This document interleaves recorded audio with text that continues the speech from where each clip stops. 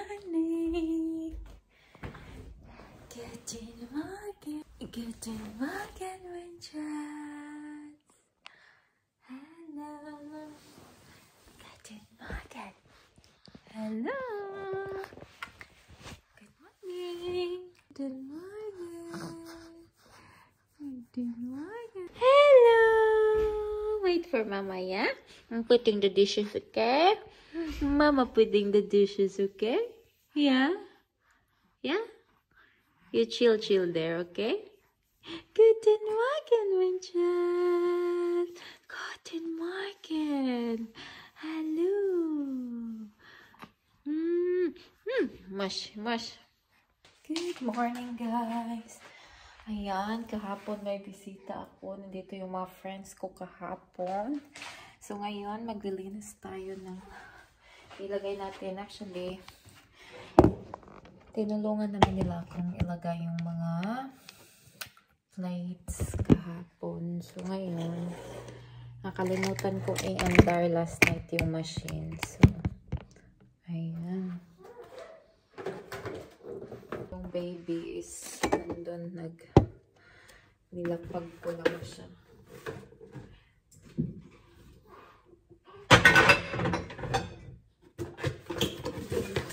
Sabon sa machine.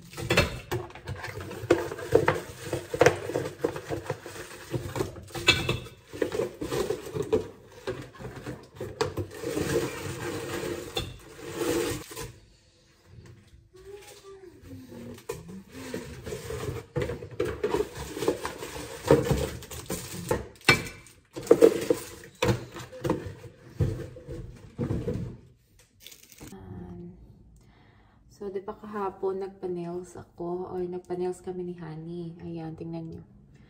So, nagpump ako ng 100 ml ata, guys. Ito, ang sayang 50 ml, hindi niya nadidi. Nagpump ako kasi ayaw na niya sa formula or in-stop namin yung formula. Kasi nga, di ba, may acid siya. Parang allergic siya sa gatas na iniinom niya. So, we decided na i-stop muna namin. Tapos, nag-pure, pure breast milk.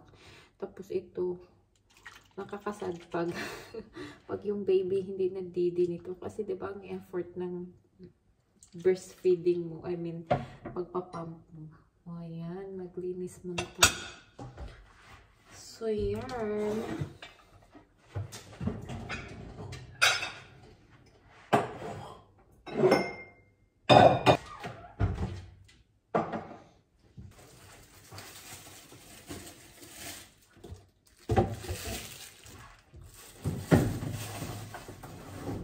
Hugasin. Lagay natin sa machine.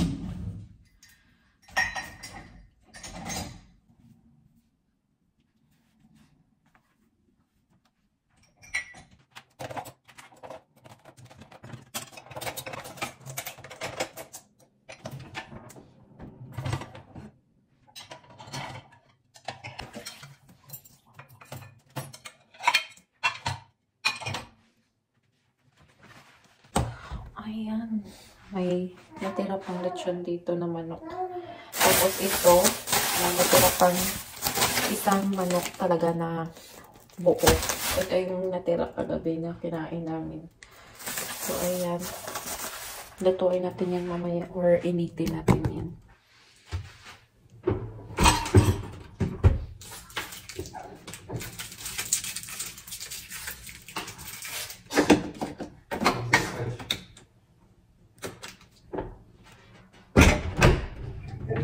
So, yan. Andar na natin yung machine. Ngayon,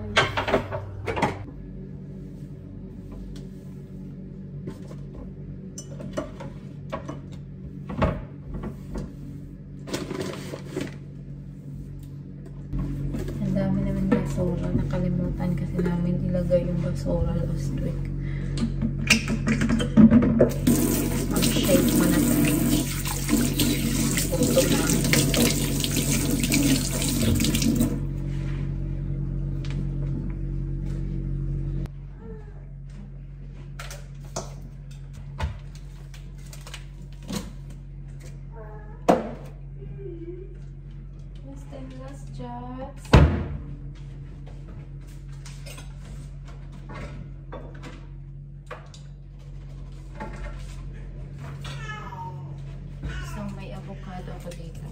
binili. Ito yung i-shake natin today.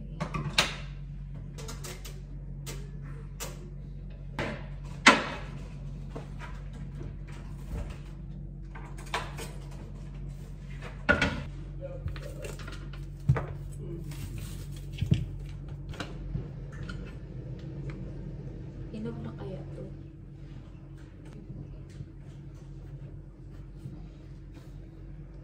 Let's see if ripe na ba siya. Minsan yung mga avocado dito, hindi pa siya ripe, pero alam ko masarap. Masarap siya kainin. Narinig yung baby. Nandun siya kay Presto. So, ito siya guys. Parang hinog naman siya. I-shake natin. Avocado shake tayo.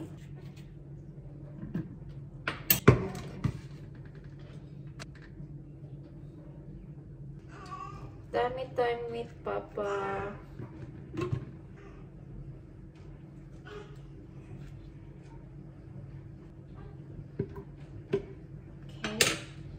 May sobrang ripe ako na banana dito. Wait lang. Ito gamitin ko kasi sayang. Iwan na pa naman dito, pero sayang kasi siya. Diba? Okay pa naman siya. Ayan.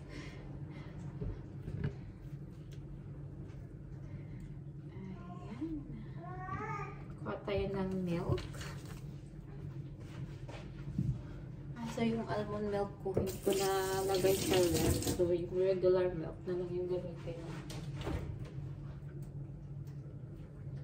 Ah, may ano pala ako dito. May soya. Ito na lang.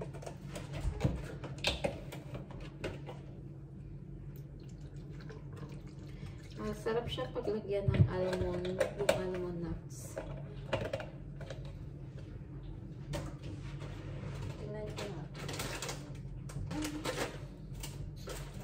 Wala yung ano na. Ubus na siya.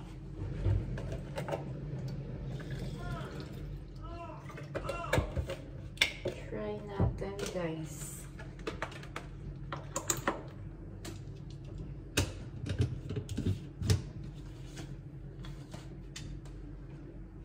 Sakit ng kamay ko. Yung pagbubuhat ng bata. Dito talaga siya. Masakit. At saka dito. Kaya, minsan parang ang weak. Walang energy.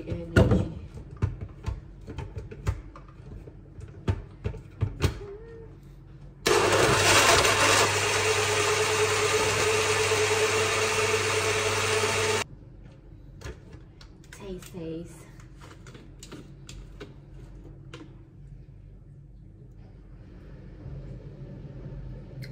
Sarap. Sarap niya, guys. Sarap! Masarap naman talaga pag shake or smoothies. Diba? So, lagay natin ito sa basura.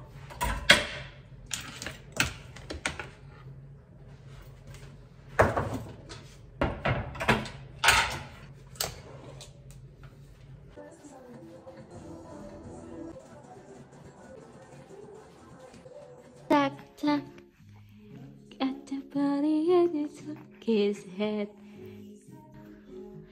I'll be back in the morning and I will. What? Oh, said my mama. Where is it? Oh, where? Inside? It's inside? Yeah? Oh, Awa? Oh, where is Awa? Tit Awa? Oh, shush. Tit Awa, bo? Oh, open mouth. Oh, open mouth. Open mouth. Oh, shush. Oh, you wanna talk to mama? Oh, halo. Oh. Oy, sus galo. Oy. Awa. Oh, awa. Oh. Yeah. So, may na-arrive na yung pagkain namin for 1 week, guys. I-unpack natin. Ay. Sakit pa din ang tutoy ko. Diyos ko, Lord. Grabe yung tigas ng tutoy ko. Tapos, ang sakit-sakit dito sa left side. Ang bilis lang niya talagang lumaki. Kasi nga, pagising ko kahapon, ay kanina, wala pa. Hapon na, ang bilis yung lumaki. At saka may mga matitigas-tigas. As in, ang sakit, hindi ako matulog. Tapos, naginom na nga ako ng ibuprofen. Kasi, naiyak na ako sa sakit ba. So, pinaditi ko naman si baby. Kaso, parang wala siyang, parang naka-black siya. Walang lumabas. Yun. Nag-pump ako. Yun din. Walang lumabas. Diyos ko, Lord. Sabi nila, i-massage daw. Minasage ko siya. Ayan. Tapos, nilagyan ko ng pangalan niya ito. Malamig na, yung parang cold compress. Na okay siya. Pero, nawawala yung malaking tigas. Nakaganon talaga yung tigas dito sa gilid. Ngayon, nawala-wala na. Pero matigas pa din yung tutoy ko. At saka, yung isa, parang pa-start na naman siya. Diyos ko, Lord. Natutulog pa yung baby sa duyan. So, gusto ko sana gisingin siya para magdidi siya sa akin. Kagabi, Diyos ko. Pinadidi ko talaga siya ng pinadidi. Ito. Ganito yung Hello Fresh kasi. Parang na-show ko na sa inyo dati. Pero, yung sa mga bago dyan.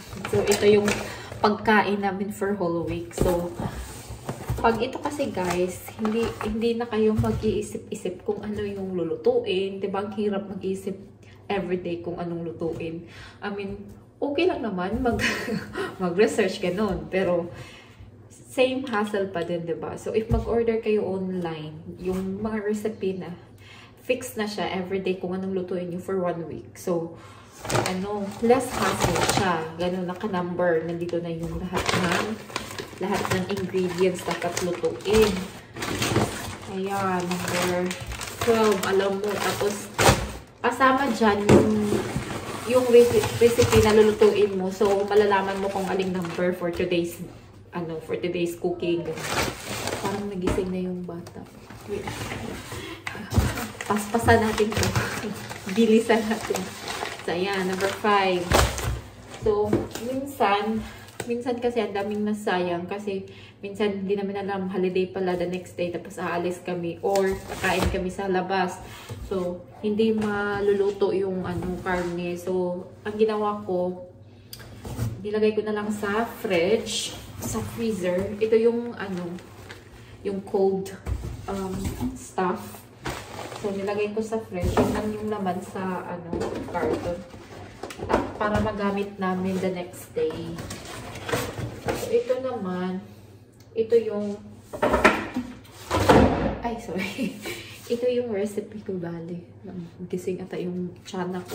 Ito yung siyang recipe. So, minsan, gusto ko kukuha lang kami ng 4 recipe for a week para may free choice kami kung anong lutuin for the weekend. Let's say, for example, if gusto kong kakain ng daing or tuyo or adobo for the weekend. So, hindi masasayang if ever may recipe pa kaming nalulutuin.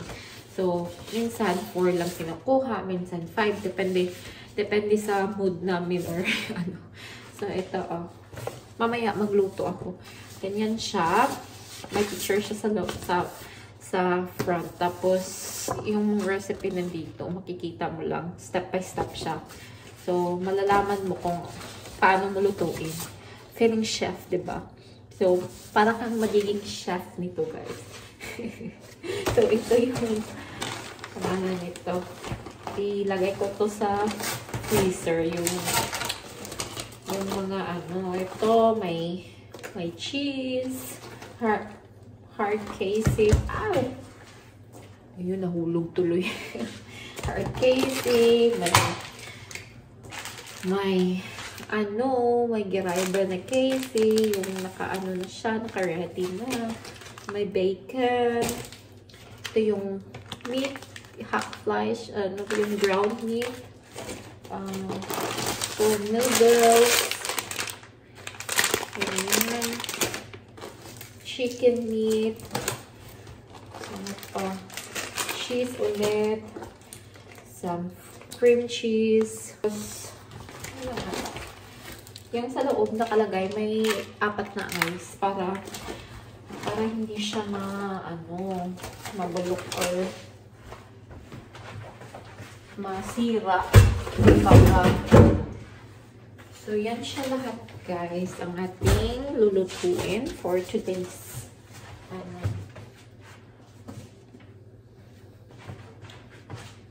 So, lagay ko muna ito sa fridge. Ang dami pang laman ng natin, yung fridge. Pantoy ipapaslak dyan. Ito, last recipe pa to. Yan yung sinabi ko. Yung sinabi ko, guys. Sobra. Sayang yung recipe. Yan, dyan natin ilagay yung bago. Sayang kasi siya, So, yan siya. Pag malapit pa lang yung Pilipinas dito, ipinamigay na to. Hindi to maaabutan ng the next day. Kaso ang layo. Ang daming mga chichiboreche ng sir ko dyan. Casey, mga ham. Gustong-gusto niya yan. Ayan, may blueberries dyan. Sa kabilang naman, ref. Parang mga pangalan nito. Wait lang. Mga inumin. Kasi dalawa yung ref dito. So, hindi talaga siya makasya dito, guys. Ayan, sa taas. Yan. Last recipe pa yan. Paano man, na-expired naman yung